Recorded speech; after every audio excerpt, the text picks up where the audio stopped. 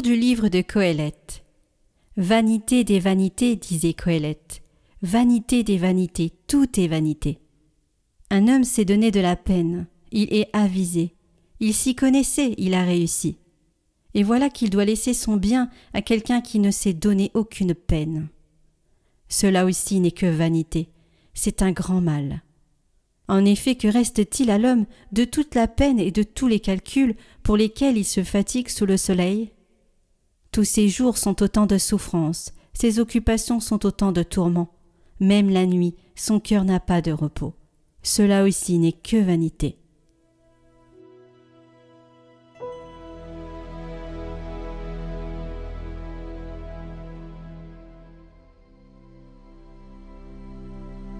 D'âge en âge, Seigneur, tu as été notre refuge.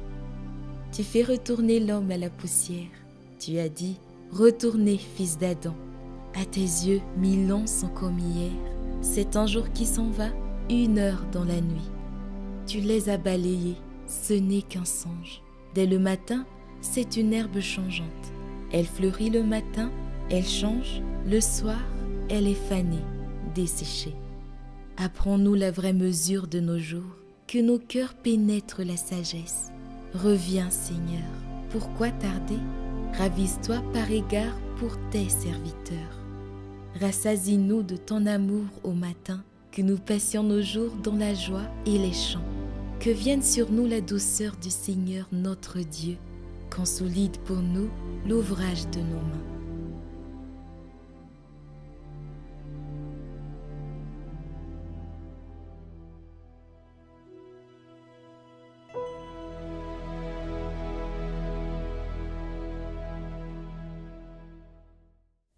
Lecture de la lettre de saint Paul apôtre aux Colossiens. Frères, si donc vous êtes ressuscités avec le Christ, recherchez les réalités d'en haut. C'est là qu'est le Christ, assis à la droite de Dieu. Pensez aux réalités d'en haut, non à celles de la terre. En effet, vous êtes passés par la mort et votre vie reste cachée avec le Christ en Dieu. Quand paraîtra le Christ, votre vie, alors vous aussi, vous paraîtrez avec lui dans la gloire. Faites donc mourir en vous ce qui n'appartient qu'à la terre. Débauche, impureté, passion, désir mauvais. Et cette soif de posséder qui est une idolâtrie. Plus de mensonges entre vous. Vous êtes débarrassés de l'homme enfin qui était en vous et de ses façons d'agir. Et vous vous êtes revêtus de l'homme nouveau qui, pour se conformer à l'image de son Créateur, se renouvelle sans cesse en vue de la pleine connaissance. Ainsi, il n'y a plus le païen et le juif, le circoncis ou l'incirconcis. Il n'y a plus le barbare ou le primitif, l'esclave et l'homme libre. Mais il y a le Christ. Il est tout et en tous.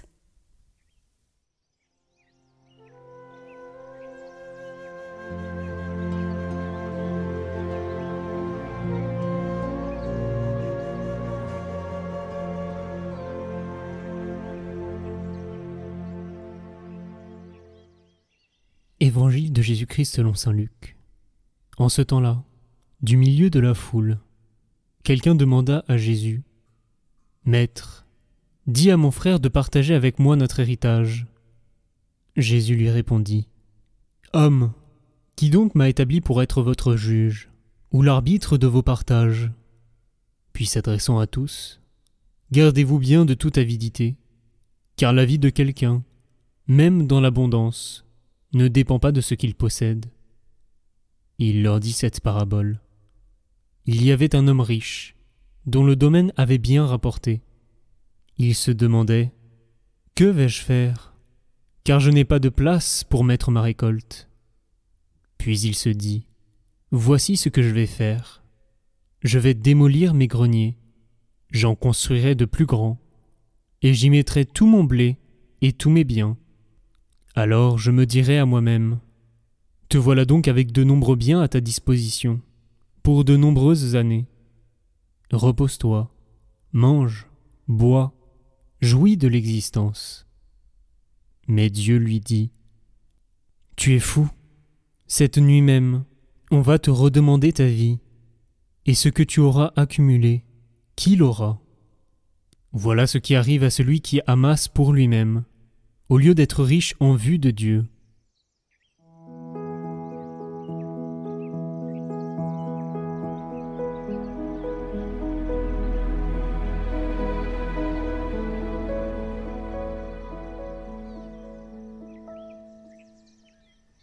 Souvenez-vous de la dernière fois que vous avez vu un enfant jouer dans un parc avec des bulles de savon. Il souffle, les petites bulles s'envolent, il est tout content, ça lui fait plaisir, et petit à petit, toutes les bulles disparaissent en un claquement de doigts. Eh bien, c'est exactement l'image que nous donne Qoheleth dans la première lecture quand il parle de vanité des vanités. Car le mot hébreu qui est utilisé ne se traduit pas vraiment vanité. Littéralement, il faudrait traduire buée de buée, ou souffle de souffle, ou encore mieux, bulle de bulle. Nos vies ressemblent à des bulles de savon. Elles semblent belles, colorées, même qu'elles sentent bon. Elles reflètent la lumière, mais fondamentalement, elles sont vides. L'homme riche de l'évangile d'aujourd'hui en est un exemple parfait. Il accumule, il construit des greniers plus grands, sa bulle grossit, grossit, grossit. Mais pourquoi ? Pour un jour éclater, comme une petite bulle, comme une grosse bulle, comme toute bulle qui ne se regarde qu'elle-même et qui est désespérément vide. Pour essayer de mieux comprendre ce que le Seigneur veut nous dire aujourd'hui, regardons un petit peu ce que c'est qu'une bulle de savon. Elle ne semble contenir que du vide, mais en réalité, elle tient par un équilibre très délicat. Il y a une pression de l'air à l'intérieur et une pression de l'air à l'extérieur. Et si cet équilibre entre les deux pressions diffère, paf, la bulle éclate. Eh bien, il y a une leçon spirituelle. Je regarde la deuxième lecture, et je vois saint Paul qui dit aux Colossiens « Si vous êtes ressuscités avec le Christ, recherchez les réalités d'en haut. » Le dynamisme qui doit guider nos cœurs à l'intérieur de notre bulle doit nous pousser vers le haut. Nous devons accueillir le souffle de l'esprit et cette pression spirituelle donne consistance à notre existence. Elle fait comme tenir notre bulle de l'intérieur. Plusieurs d'entre vous ont sans doute écouté cette semaine sur Catoglade les méditations au sujet de Saint Ignace et des exercices spirituels.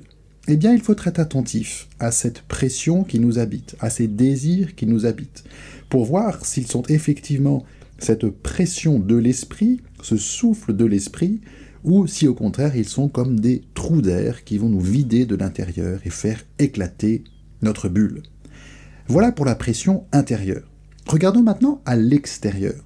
À l'extérieur, il y a nos relations, nos défis, nos tentations, il y a nos succès, il y a nos échecs.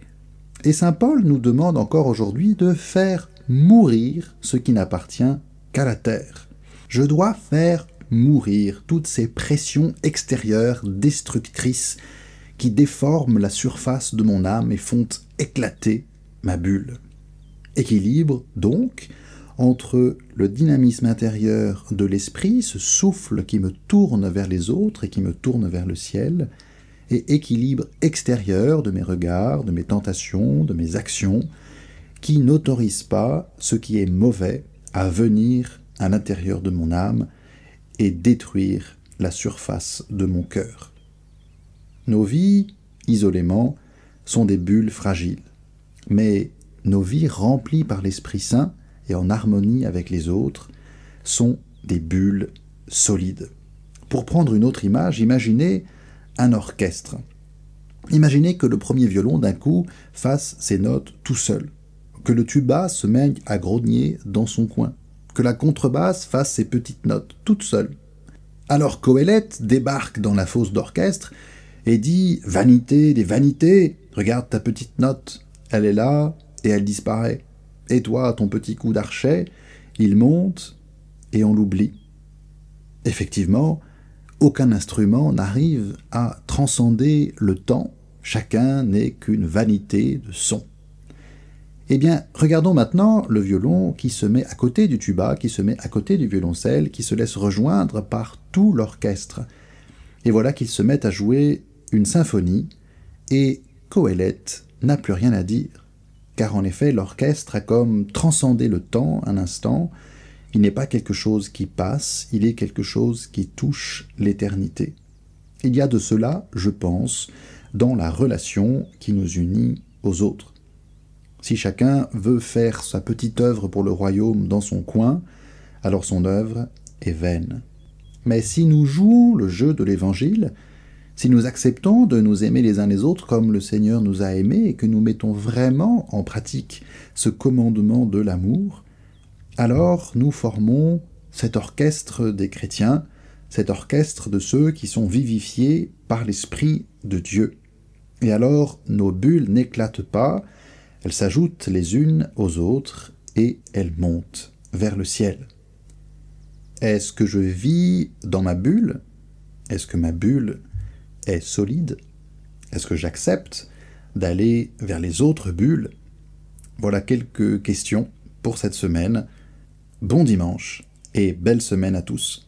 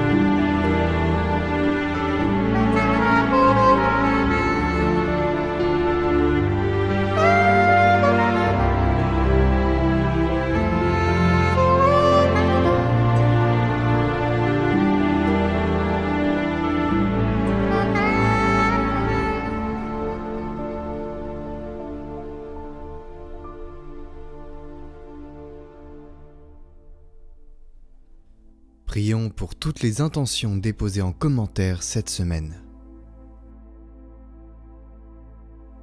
Notre Père qui es aux cieux, que votre nom soit sanctifié, que votre règne vienne, que votre volonté soit faite sur la terre comme au ciel.